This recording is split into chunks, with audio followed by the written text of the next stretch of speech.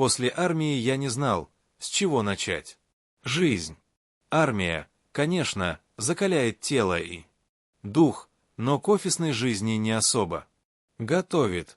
Тем не менее, устроился в одну канцелярскую фирму. Серьезное предприятие, и степлеры, и ламинаторы, и даже цветные бумажки с липким краем. Работы много, но в основном я был местным парнем на побегушках. Александр, сбегай. Александр, подай. Алекс, перенесите этот шкаф втроем. Ну, думаю, карьеру начну с мускулов. Через 3 недели. Работы в фирме стукнуло 10 лет. Решили праздновать в ресторане, как говорится. Не в столовке же. Все в костюмах, платьях, прически и я в свежевыглаженной. Рубашки и даже при галстуке, если не считать, что он был из школьных запасов. Танцы начались после 3-го тоста. Подошел к женщине, которую до этого не видел, и пригласил ее на медленный танец. Такая, знаете, элегантная, ухоженная, с глазом лукавым и легким, ароматом чего-то очень вкусного.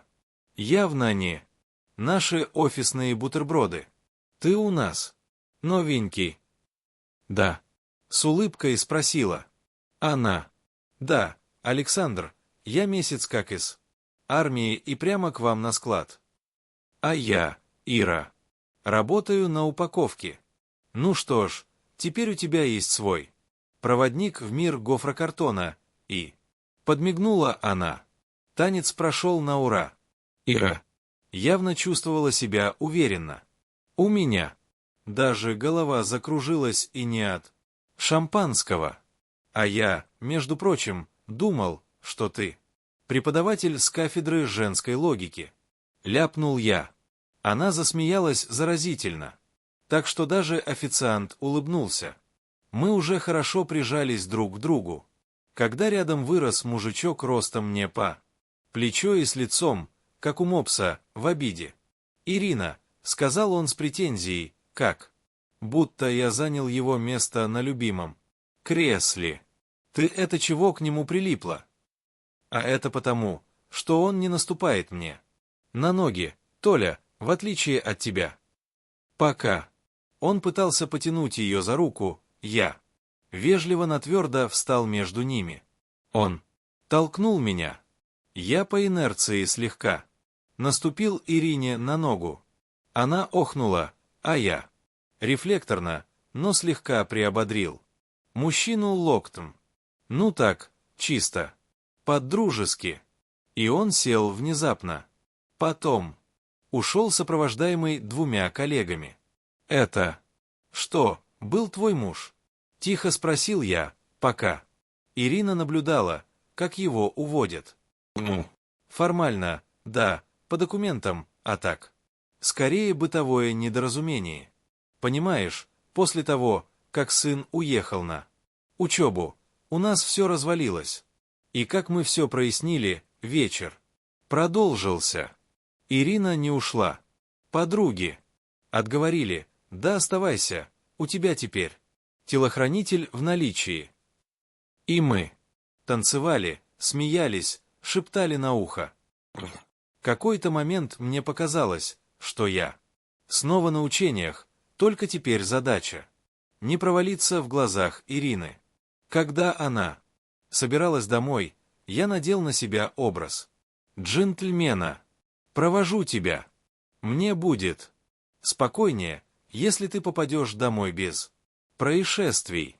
Ох, Александр, если бы ты в мои 20 был такой настойчивый, я бы тебе и она не закончила фразу, но весело хихикнула. Дома свет не горел.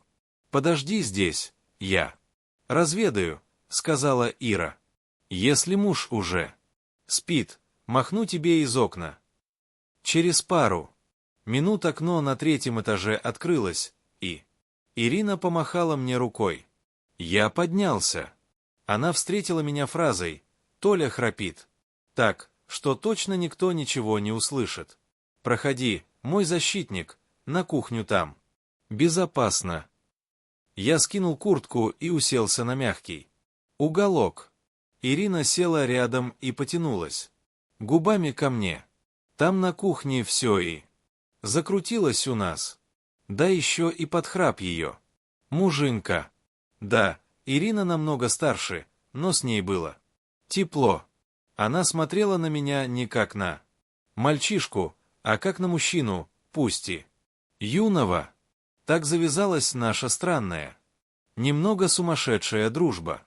Мы иногда встречались на работе по выходным, когда ее муженек уезжал на рыбалку, также встречались. Она шутила, что я ее личный отпуск, а я называл ее своим неофициальным наставником по женской логике. Музыка.